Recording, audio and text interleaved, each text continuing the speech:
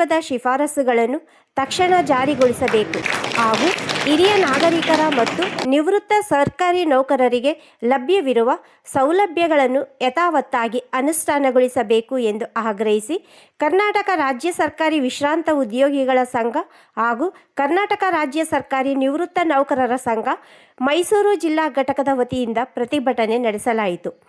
ಪ್ರತಿಭಟನೆಯಲ್ಲಿ ಮಾತನಾಡಿದ ಸಂಘದ ಅಧ್ಯಕ್ಷರು, ಪದಾಧಿಕಾರಿಗಳು, ನಿವೃತ್ತಿ ಹೊಂದಿ 70 ವರ್ಷ ಪೂರ್ಣಗೊಳಿಸಿದವರಿಗೆ 70ನೇ ವರ್ಷ ಪ್ರಾರಂಭವಾದ ದಿನದಿಂದ 10% ಹೆಚ್ಚುವರಿ ಪಿಂಚಣಿ ನೀಡಬೇಕು ಎಂದು ಒತ್ತಾಯಿಸಿದರು.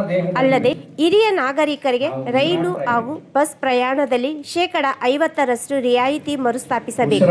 ಕೇಂದ್ರ ಸರ್ಕಾರದಲ್ಲಿ ನಿವೃತ್ತ ನೌಕರರಿಗೆ ಲಭ್ಯವಿರುವ ಸೌಲಭ್ಯಗಳು ಕರ್ನಾಟಕ ಸರ್ಕಾರದ ನಿವೃತ್ತ ನೌಕರರಿಗೂ ಸಮಾನವಾಗಿ ಲಭಿಸಬೇಕು ಹಾಗೂ ಒಂದು ದೇಶ ಒಂದು ಪಿಂಚಣಿ ಯೋಜನೆಯನ್ನು ಜಾರಿಗೆ ತರಬೇಕು ಎಂದು ಸಂಘ ಒತ್ತಾಯಿಸಿದೆ. ಮನಸ್ಸಿನ ಬಗ್ಗೆ ದಯವಿಟ್ಟು ಎಲ್ಲರೂ ಯೋಚನೆ ಮಾಡಿ. ಮನಸ್ಸು ಏಕಾಗ್ರಚಿತ್ತತೆಯಿಂದ ಇರಬೇಕು, ದುಶ್ಚಟಗಳಿಗೆ ಹೋಗಬೇಡಿ.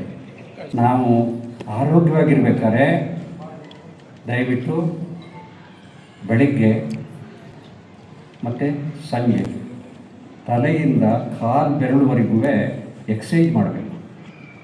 ಈಗ ಕೈ ಹಿಂಗಿರುತ್ತೆ, ಹೀಗೆ ಇದ್ರೆ ಏನಾಗುತ್ತೆ ಅದಕ್ಕೆ ಈ ಥರ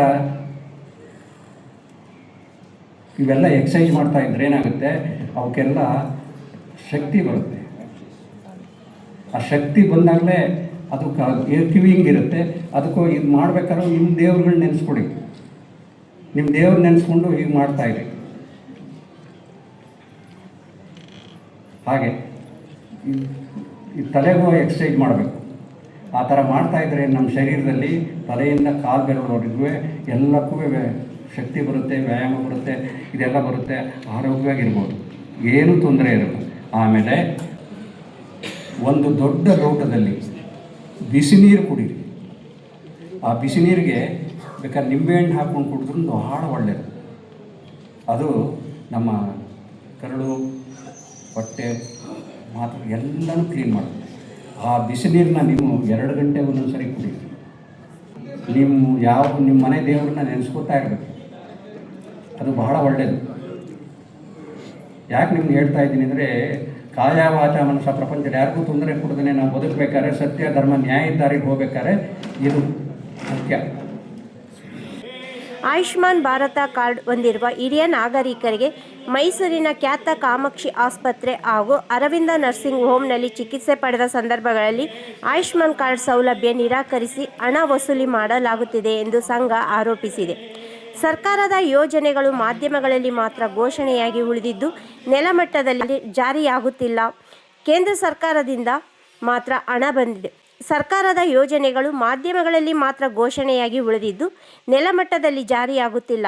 ಕೇಂದ್ರ ಸರ್ಕಾರದಿಂದ ಮಾತ್ರ ಹಣ ಬಂದಿದೆ, ರಾಜ್ಯ ಸರ್ಕಾರದಿಂದ ಬಂದಿಲ್ಲ ಎಂಬ ಕಾರಣ ನೀಡಿ ಆಸ್ಪತ್ರೆಗಳು ಜವಾಬ್ದಾರಿಯಿಂದ ತಪ್ಪಿಸಿಕೊಳ್ಳುತ್ತಿವೆ ಎಂದು ಪ್ರತಿಭಟನಾಕಾರರು ಆಕ್ರೋಶ ವ್ಯಕ್ತಪಡಿಸಿದರು.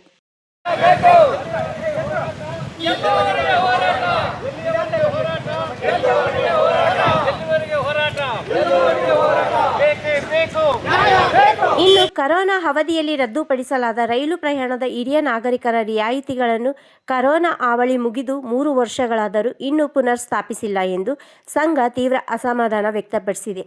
ರೈಲ್ವೆ ಸಚಿವರು ಹಾಗೂ ಕೇಂದ್ರ ಹಣಕಾಸು ಸಚಿವರಿಗೆ 2 ವರ್ಷಗಳ ಹಿಂದೆಯೇ ಲಿಖಿತ ಮನವಿಗಳನ್ನು ಸಲ್ಲಿಸಿದರೂ ಯಾವುದೇ ಪ್ರತಿಕ್ರಿಯೆ ಬಂದಿಲ್ಲ ಎಂದು ತಿಳಿಸಿದೆ.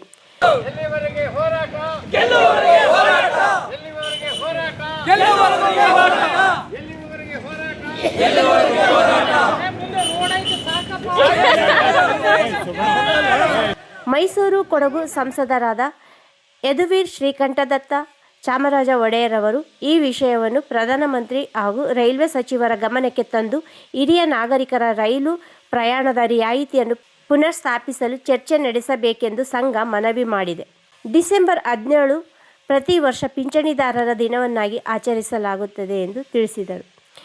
ಈ ಪ್ರತಿಭಟನೆಯಲ್ಲಿ ಉಮಾಕಾಂತ್ BR ಉಪಾಧ್ಯಕ್ಷರು ಹಾಗೂ ಕಾರ್ಯಕಾರಿ ಸಮಿತಿ ಸದಸ್ಯರು, ಕರ್ನಾಟಕದ ರಾಜ್ಯ ಹಿರಿಯ ನಾಗರಿಕರ ಸಂಘ, ಮೈಸೂರು ಜಿಲ್ಲೆ ಹಾಗೂ ಕರ್ನಾಟಕ ರಾಜ್ಯ ನಿವೃತ್ತಿ ನೌಕರರ ಸಂಘಗಳ ಪದಾಧಿಕಾರಿಗಳು ಭಾಗವಹಿಸಿದರು.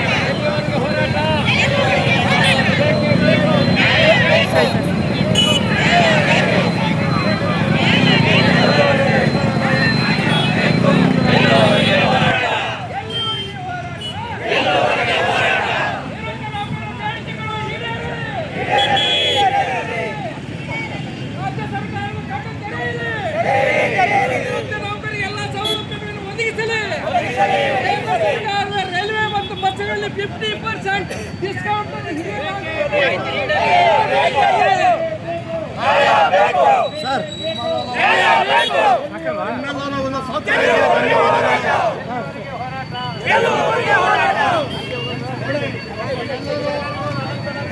ಇಲಾಖೆಯಿಂದ ದ್ರವ್ಯ ಲಭ್ಯ ಆರ್ಥಿಕ ಸೌಲಭ್ಯ ದೊರೆಯಬೇಕು. ನಿವೃತ್ತರಿಗೆ ಆರೋಗ್ಯ ಸಂಜೀವಿನಿ ಭಾಗ್ಯ ದೊರಕಬೇಕು. ನಿವೃತ್ತರಿಗೆ ಆರೋಗ್ಯ ಸಂಜೀವಿನಿ ಭಾಗ್ಯ ದೊರಕಬೇಕು. 80 ವರ್ಷ ಕಾಲಿಟ್ಟ ದಿನದಿಂದಲೇ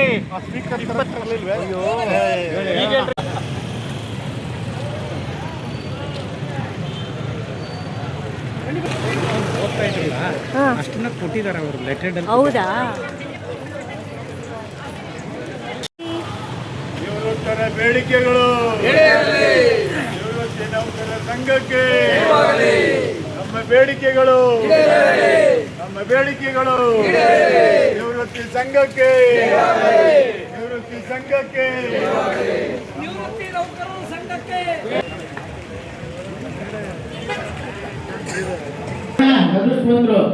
ಯಾರಿರಬಹುದು?